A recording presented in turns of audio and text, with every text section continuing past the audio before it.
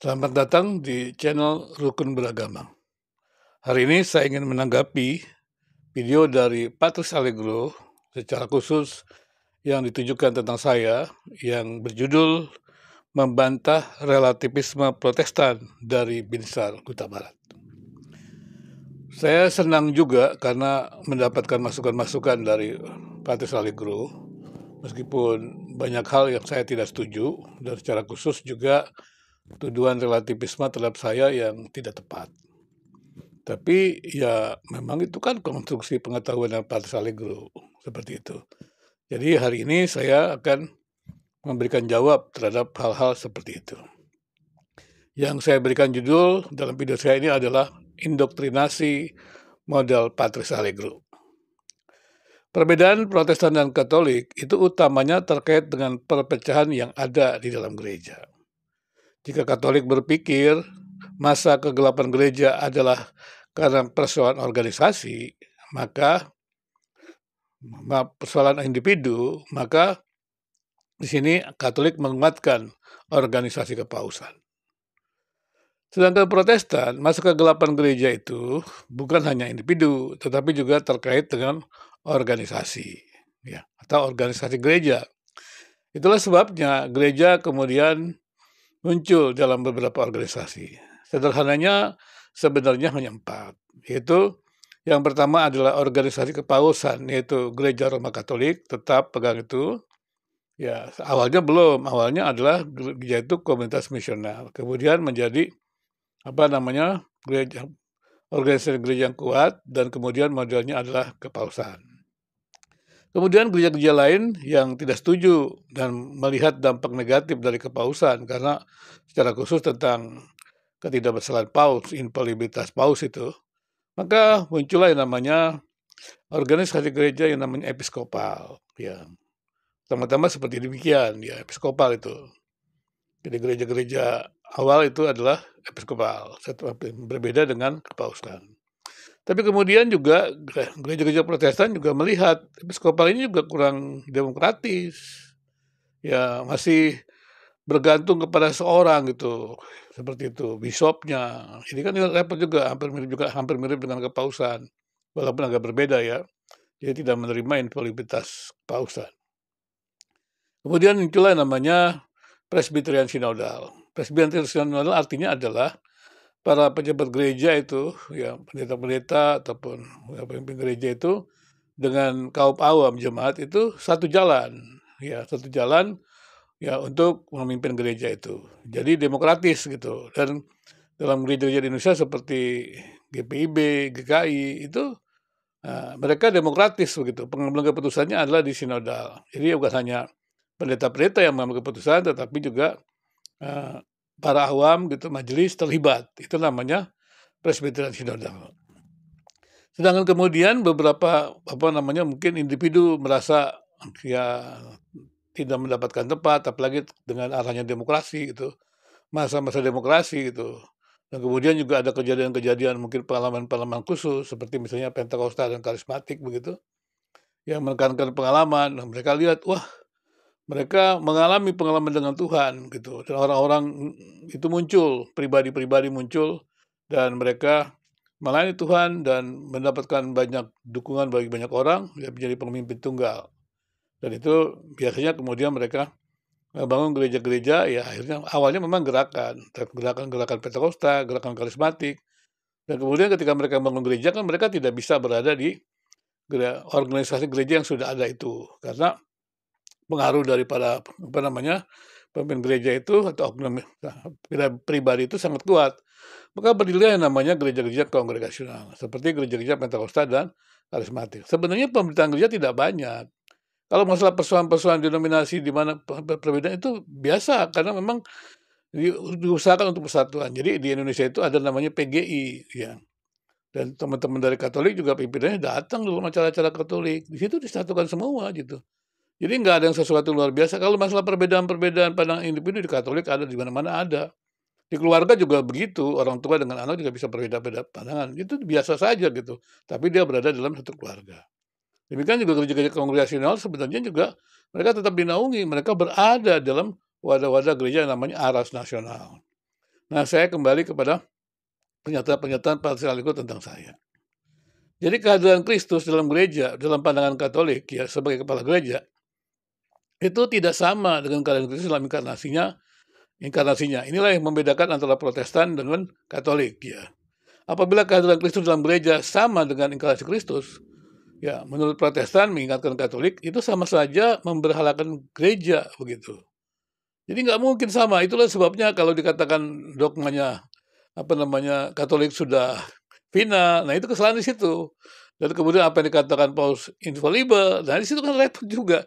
Apa bisa mereka menjawab persoalan-persoalan zaman sekarang ini? Menurut saya sekarang dogma-dogma Katolik harus berubah. Ya, karena kan udah mulai muncul gitu. Saya bukannya tidak suka kemunculan medsos-medsos dari Katolik. Justru saya suka, justru saya lebih mudah gitu loh. Karena kan saya sibuk kan. Saya dengar Patriark Allegro bicara begini, yang lain begini, ya saya dengar aja sepintas-sepintas. Oh, mereka lumayan kan dalam kesibukan itu saya masih bisa mengetahui banyak hal gitu. Dibandingkan saya harus membaca buku, ya kan waktunya, ya kan gitu kan membaca buku juga harus secara detail gitu kan, itu kan proses yang panjang. Tapi ketika video-video itu mereka sudah rumuskan, ya saya bisa mengambil intisarinya lebih cepat. Tinggal kemampuan kritis saya yang akan mengolahnya seperti itu. Kemudian di sini adalah sekali lagi itu perbedaannya. Sehingga Patriark Allegro menganggap ya gereja itu cuma satu, gereja Katolik. Walaupun ya Protestan mengatakan itu denominasi. Kalau tidak mau mengakui denominasi ya nanti rugi sendiri gitu loh. Nanti dasar hukumnya apa gitu loh. Apalagi di Indonesia. Kalau tidak mau mengakui itu gimana? Ya memang sudah ada lah namanya Dirjen Katolik. Oh atau mau beda boleh. Misalnya Patriark Allegro tidak setuju. Katolik dia tetap gereja yang benar. Ya tetap gereja yang benar tapi hidup bersama di Indonesia ini tetap harus ada labelnya. Namanya label Katolik. Seperti itu loh. Romo Patriark Allegro. Jadi kita tidak sedang klaim-klaiman. Kalau klaim-klaim gereja yang benar Katolik atau Protestan, tunggu saja nanti Tuhan Yesus datang. Kenapa harus sekarang? Kita kan bukan hakim. Patriark Allegro sudah baca di Alkitab juga kan. Nggak bisa menjadi hakim. Walaupun mungkin ada kebiasaan-kebiasaan Paus menghakimi, karena merasa menjadi wakil Yesus, ya jangan dipakai dong dalam hubungan dengan antar agama dengan yang lain. Jadi katakan jelas bahwa Katolik agama yang paling benar, ya punya otoritas, gitu dia. Saya juga bingung punya otoritas, dia klaim-klaim itu punya otoritas gitu. Jadi ini ini kan iman Katolik. Jadi kalau ketika Katolik mengatakan kepada Protestan punya otoritas, Protestan bingung gimana caranya ya Katolik punya otoritas gitu loh. Otoritas kepausan, oke, kepausan dari apa? Dari Petrus. Aduh, sudah saya jelaskan juga, nggak bisa mengerti Protestan. Nah, kalau di situ kita beda iman, tapi nggak apa-apa kan beda. Tapi jangan dikatakan Katolik yang benar itu benar. Kalau saya katakan benar Katolik, benar Protestan, saya disebut relatif. Tapi kemudian kalau Patriark Allegro mengatakan Katolik benar, Protestan sesat, gimana? Protestan marah-marah nanti. Ya, kemudian juga relativisme itu harus hati-hati. Mungkin kan saya katakan, Patriark Allegro ini nggak paham penelitian. Gini loh Pak Patriark Allegro, kalau penelitian, coba kumpulkan. Ada 6 agama yang ada di Indonesia. Tanya mereka, jalan keselamatan agama mereka apa? Maka mereka akan mengatakan, jalannya berbeda-beda. Maka saya simpulkan, hasil wawancara saya dengan 6 responden dari berbagai agama itu. Maka saya tuliskan, terdapat variasi ya, jalan keselamatan dalam 6 agama yang memiliki dirjen di Indonesia. Berarti kan berbeda kan agamanya kan? Terus saya tanya kepada mereka, agama kalian itu percaya Tuhan nggak? Dari Tuhan? Iya, mereka semua mengatakan dari Tuhan. Karena itu ada ketuhanan yang Maha Esa. Tapi jangan ikut-ikut pendeta itu, Ferdinand itu yang mengatakan Tuhan yang Maha Esa berarti Tuhan yang Maha Esa secara teologis. Jadi nggak benar gitu. Tuhan yang Maha Esa kan berarti kan di situ dikatakan bahwa itu Pancasila menerima ya agama-agama yang agama budaya, agama-agama besar itu ya. Jadi ya bukan kata Allah di situ ya. Keyakinan yang ilahi gitu ya. Seperti itu. Jadi siapapun agama yang percaya adanya keyakinan akan sesuatu yang ilahi, bukan pribadi. Karena ini kan bukan hanya Kristen, yang ilahi, maka itu disebut dia adalah masuk dalam percaya kepada ketuhanan yang Maha Esa. Nah, kalau saya tanya kepada agama-agama itu, mereka bertanya, "Oh iya, agama saya dari Tuhan." Nah, kemudian saya simpulkan, 6 agama yang saya wawancara itu, mereka mengatakan agama mereka dari Tuhan. Nah, dari 2 data itu, kemudian saya rumuskan, berarti agama-agama di Indonesia semua berasal dari Tuhan. Ya, mereka berbeda-beda jalan keselamatannya. Tapi karena jalan keselamatan mereka meskipun berbeda berasal dari Tuhan, maka dengan demikian semua jalan menuju kepada Tuhan, surga. Apakah saya salah? Jadi, ini saya sedang membedakan ya antara penelitian dengan keimanan, mesti hati-hati nih.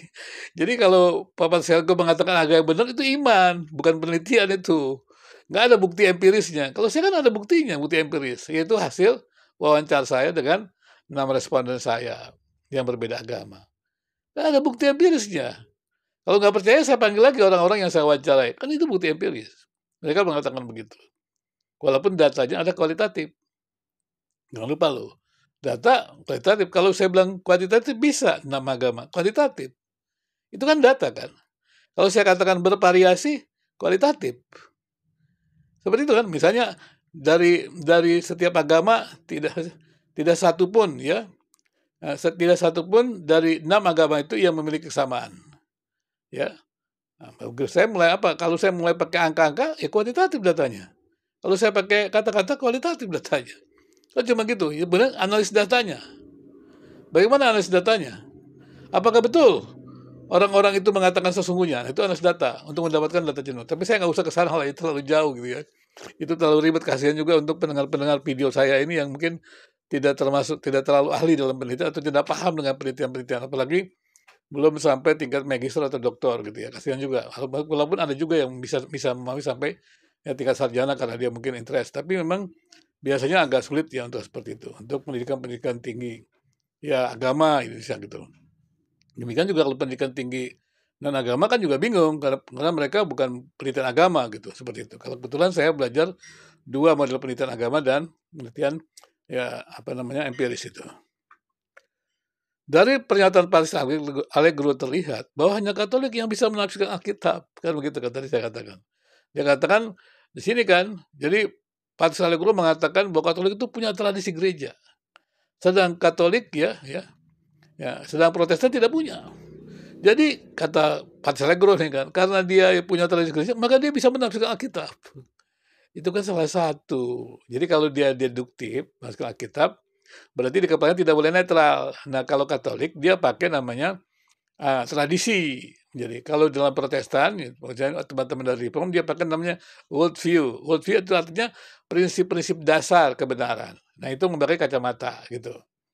Nah, kemudian kalau nanti ekumenikal, Protestan ekumenikal, dia pakai namanya sinkretik. Dari keagamaan itu dia sarikan seperti itu. Tapi ya itu semuanya adalah kerangka-kerangka berpikir. Kalau kita dalam penelitian namanya teori gitu loh. Jadi tidak bisa membaca realitas tanpa teori.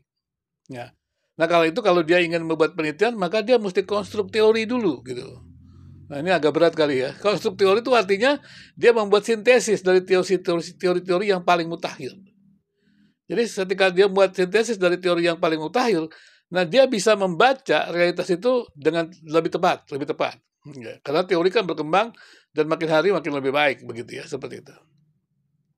Dari pernyataan Paris Allegro terlihat bahwa hanya Katolik yang bisa menafsirkan Alkitab, padahal Alkitab itu sendiri bagian dari tradisi. Jadi, ya, rumusan dogma Katolik yang dipakai membaca Alkitab itu adalah jalan satu-satunya membaca Alkitab, kata Paris Allegro. Artinya, tradisi atau warisan dogma Katolik itu berada di atas Alkitab. Ini perbedaannya. Jadi kalau Katolik kan membaca tradisi, karena jemaat kan tidak punya hak mengajar. Dia hanya mendengarkan membaca Alkitab dari para punya hak mengajar itu. Jadi kemudian yang punya hak mengajar itu ketika mereka meneliti juga mereka harus membaca itu dari dogma-dogma Katolik. Nah kalau dia melanggar, nanti bisa dipecat oleh paus begitu ya, seperti itu. Karena mengajarkan hal yang berbeda. Jadi katakan hanya dengan itu, padahal tadi saya katakan, yang saya maksudkan membaca Alkitab tidak netral itu adalah tentunya ada dasarnya. Kalau dalam teori penelitian itu namanya ada teori. tidak bisa membaca realitas tanpa teori. Kalau dalam agama namanya tidak bisa mencatat teks Alkitab itu tanpa doktrin atau dogma dari gereja. Nah, seperti itu. Silakan. Nah, kalau membacanya. Tapi kalau saya mendengarkan orang membaca Alkitab, saya langsung tahu dia dari mana. Karena sudah ketahuan kacamatanya begitu. Oh, bukan saya peramal, saya bukan peramal. Tapi kan mudah, itu ada prosedur yang jelas dalam penelitian. Ya mungkin teman-teman yang belum belajar penelitian mungkin agak bingung, apa sih yang diteliti? Ya beda pendapat dengan penelitian. Kalau pendapat yang dikatakan Pak Salegro tadi. Nanti saya jelaskan bedanya pendapat dan penelitian. Seperti itu ya. Jadi dikatakan seperti itu. Ya. Jadi tidak ada yang bisa membaca Alkitab atau menafsirkan tanpa tradisi Katolik. Nah ini dia kesalahannya di sini. Kesalahan apa dari Pak Salegro. Karena bukannya tidak ada. Di Katolik dilarang. Gitu loh. Jadi harus dibedakan antara dilarang dengan tidak ada atau tidak bisa. Masa tidak bisa? Ya nggak mungkin lah gitu kan. Hakimnya juga adalah Tuhan, nanti kita akan datang kalau Tuhan itu datang. Jadi dikatakan itu sebabnya dikatakan umat Katolik, tradisi Katolik itu pindah. Jadi kenapa umat Katolik di chat saya, maaf ini teman-teman yang di chat saya, bukan saya menyentil Anda atau enggak, bukan. Kenapa mereka mengatakan tradisi pindah? Ini karena seperti itu. Jadi makin hari makin sempurna gitu. Nah, kalau kami di penelitian enggak, harus makin berkembang gitu. Tidak ada yang sempurna gitu. Protestantisme juga begitu. Ya karena Protestantisme adalah tidak ada doktrin atau dogma yang sempurna. Yang sempurna itu hanya Tuhan gitu. Kemudian kalau teman-teman yang pegang sola scriptura, yang sempurna itu hanya Alkitab gitu. Jadi Alkitab yang menilai gitu. Nah nanti saya bicara tentang sola scriptura nanti cukup panjang. Gitu. Tapi Pak Salgo pernah bicara juga dan saya juga pernah menjelaskan apa sih yang dimaksud dengan sola scriptura. Nah, jadi sebetulnya adalah tradisi Katolik yang final itu kemudian bisa dipahami juga karena diwariskan oleh orang yang terbatas. Jadi Protestan itu tidak bisa terima. Karena Protestantisme kan dasarnya tidak ada doktrin atau dogma yang sempurna, ya. Tapi Katolik katakan makin sempurna. Nah, itu kita bingung, apalagi kemudian dengan kepausan, ya. Persoalan utamanya di Protestan adalah infalibilitas paus, tapi kan itu iman. Silakan gitu. Jadi Protestantisme percaya tidak ada dogma yang sempurna. Ini bukan relativisme. Tadi saya katakan penelitian, coba aja jelas. Tadi saya sudah tunjukkan bagaimana saya mengatakan agama di Indonesia itu bervariasi. Agama di Indonesia itu sumbernya dari yang sama Tuhan. Itu dari mana? Bukan saya yang pikirkan, tapi hasil wawancara dengan responden saya. Itu namanya penelitian. Jadi saya menyimpulkan, saya mendapatkan kebenaran dari data-data yang saya kumpulkan. Karena dalam teori penelitian ya, adalah membangun teori dari data, menguji teori dari data, seperti itu. Tapi kalau agama kan ya enggak lah, dengan iman begitu ya, seperti itu. Jadi sudah jelas ya, kalau bagi Protestan itu ya Pak Allegro ya mungkin harus memahami gitu. Jadi rumusan doktrin atau dogma itu ya tidak sempurna, tapi kalau Katolik kan sempurna ya. Tapi itu ya sulitlah untuk dipahami seperti itu. Tapi ya nggak apa-apa lah kalau memang masih berpegang itu. Karena manusia tidak mengetahui kebenaran sebagaimana Allah mengenal kebenaran mengenal dirinya. Di Protestan juga masih banyak yang berpikir begitu. Doktrinnya paling sempurna, paling murni. Makanya ketika Katolik bertemu dengan Protestan yang menjaga kemurnian, ya perang begitu. Saya lihat misalnya Pak Guru berdiskusi dengan MYM, kemudian dengan Deki, dengan Budi Asili. Ya begitu perang. Terus Pak Guru menuduh saya relativisme. Bukan. Saya mencoba realitas itu gitu. Ngelihat dan saya mencoba melampaui lah, maafkan saya nih. Saya kan memang seorang peneliti, jadi tidak betah gitu, tidak suka kalau terus berperang dua-duanya, kenapa sih nggak cari jalan keluar? Kenapa sih nggak cari sintesis? Nah begitulah. Ya, sebenarnya semangat Protestan itu begitu harusnya. Makanya Protestantisme masih berusaha untuk membangun keesaan gereja dan segala macam. Tapi karena Katolik tidak mau, masih merasa diri sebagai gereja paling benar, ya sudah. Gak apa-apa juga, jadi aja kita berbeda agama gitu kan. Katolik dengan Protestan. Ya nggak apa-apa, tetap rukun begitu. Jadi seperti itu ya. Nah sekarang kita coba melihat ya, kalau kita membuat penelitian tentang tentang Katolik ini ya, maafkan juga ya. Karena di sana, Pak Bisa ini apa nih bicara tentang penelitian. Misalnya saja kita membuat penelitian. Maka asumsinya adalah apakah ada doktrin atau dogma yang dapat dikembangkan. Ini kan Protestantisme. Apakah ada doktrin atau dogma yang dapat dikembangkan? Ada, kalau ada berarti kan dia tidak sempurna kan, terus berkembang. Dan Katolik juga begitu sebenarnya. Cuma nggak tahu setiap selesai pindah, setiap pindah gitu. Tapi ntar muncul lagi, ya pindah lagi kan gitu kan. Seperti itu kalau mau lihat begitu. Kemudian tanya, apa saja yang menjadi faktor-faktor pembentukan doktrin? Apakah ada faktor-faktor yang belum terlibat dalam pembentukan doktrin atau dogma? Jadi pada waktu di saya Patriarch Guru membuat bersama-sama dengan Romo Katolik membuat doktrin atau dogma, tanya itu. Mereka pasti tahu dong harusnya proses-proses atau faktor-faktor pembentukan dogma. Atau mungkin tingkat yang tinggi ya, harusnya tahu lah. Memang ini kan nggak gampang ya. Jadi rumusan dogma gitu kan ada kesepakatan. Kemudian tanya, ketika rumusan dogma itu dibentuk, apakah ada faktor-faktor yang tidak dilibatkan? Apakah ada data-data yang belum masuk? Pasti ada. Karena dunia berkembang. Apalagi sekarang kemajuan berkembang, pasti ada. Jadi kalau Katolik masih merasa ya doktrin atau dogmanya sempurna, perubahan sangat cepat, nanti ketinggalan begitu. Tapi kalau mau ketinggalan ya silakan saja, tapi terserah. Tapi saya lihat juga di Katolik sendiri ada banyak model gerakan gitu, ada model pandangan-pandangan yang sangat beragam sekali ya. Saya juga tidak berpikir kalau saya bertemu dengan banyak Romo Katolik tidak seperti Pak Patrice Allegro, bukan saya kurang menghormati ya, karena beliau ini menurut saya ya sangat sangat berbeda gitu ya, apalagi dengan Paus Fransiskus yang saya hormati, yang pandangannya bagus ya, ya kita mirip-mirip lah gitu ya.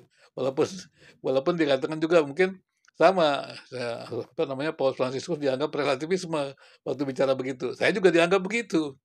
Nah kemudian Patrice Allegro saya lihat tuh seperti apa namanya mengubur pandangan-pandangan dari Paus Fransiskus yang begitu luas gitu dengan video-videonya yang ya sangat eksklusif begitu, lupa dengan nilai-nilai inklusif seperti itu.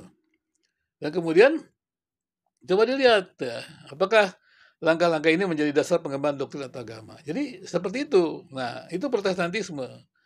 Jadi nggak bisa Protestantisme itu menerima sesuatu yang sudah ada. Bahkan pengakuan iman pun bisa untuk berubah. Nggak apa-apa. Kenapa emangnya? Pengakuan iman kan rumusan dari manusia. Tapi kan memang apakah datanya ada? Itu kan mesti dikerjakan oleh orang-orang yang pakar, yang serius.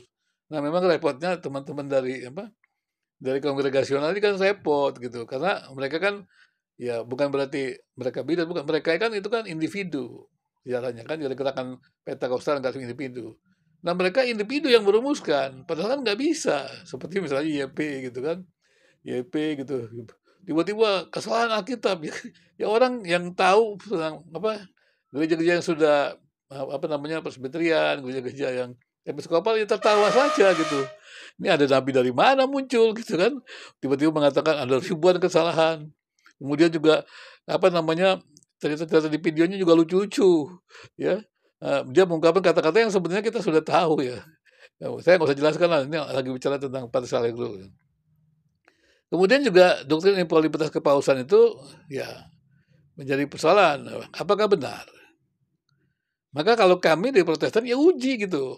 Nah, kalau namanya pengembangan data melalui ujian apa namanya data atau pertambahan data gitu. Ya, kenapa kita tidak bisa di Protestan tidak bisa mengatakan rumusan doktrin karena kita tidak tahu seluruh data. Ya. Kalau kita tidak tahu seluruh data, kita tidak bisa mengatakan kesimpulan kita adalah absolut. Ya, seperti itu. Ya, bukan berarti tidak ada Tuhan yang absolut. Jangan lupa ini. Kan ada iman. Kalau agama kan ada imannya. Jadi bukan relativisme.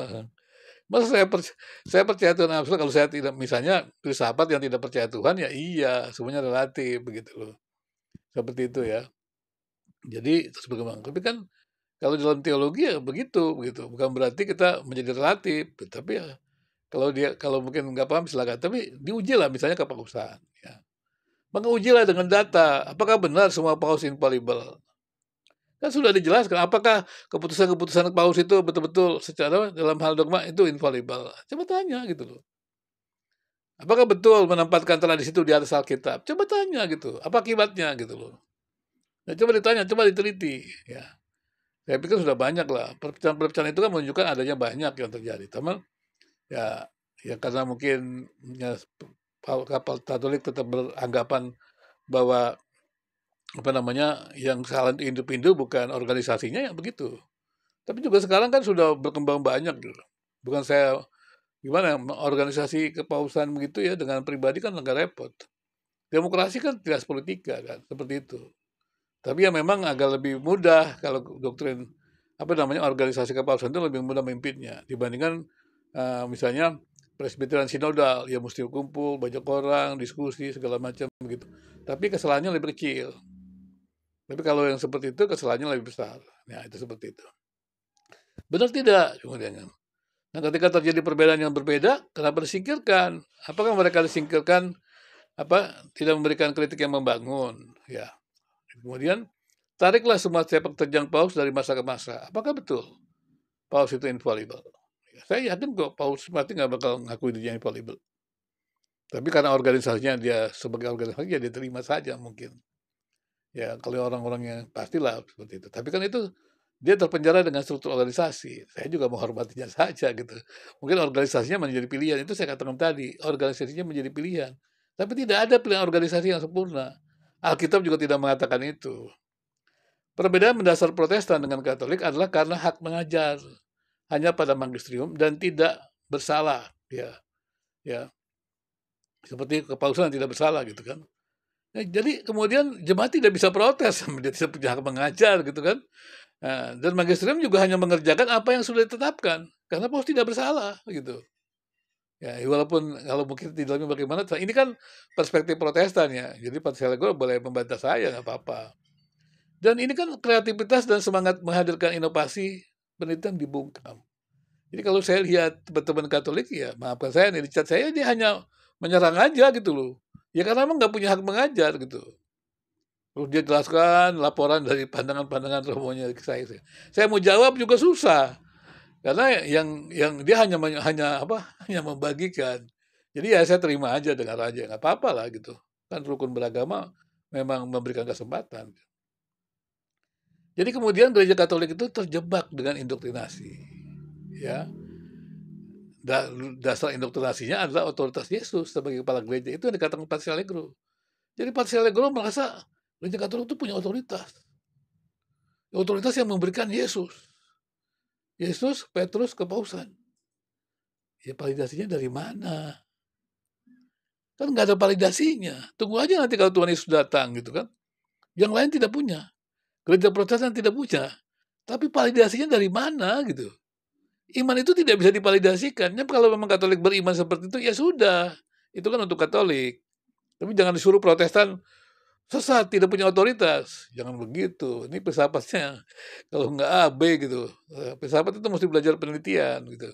Saya selalu katakan begitu. Karena sudah sangat maju. Karena teman-teman filsafat itu, saya lihat juga, aduh, model-model teman-teman juga lain seperti Rocky Gerung gitu. Jadi kerjanya di mimpi, mimpi terus gitu. Nggak membumi, tidak ada realitasnya. Karena memang dia hanya asumsi-asumsi aja gitu loh. Ya berpikir, tapi dia tidak lihat realitasnya bagaimana.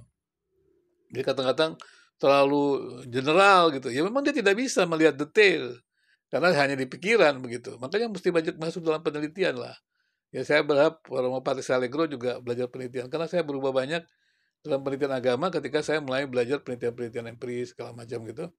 Jadi lebih bijaksana lah, lebih luas pandangannya, nggak eksklusif gitu loh maksudnya. Tapi bukan berarti nggak eksklusif itu relatif. Nah itu kan bahaya juga ya.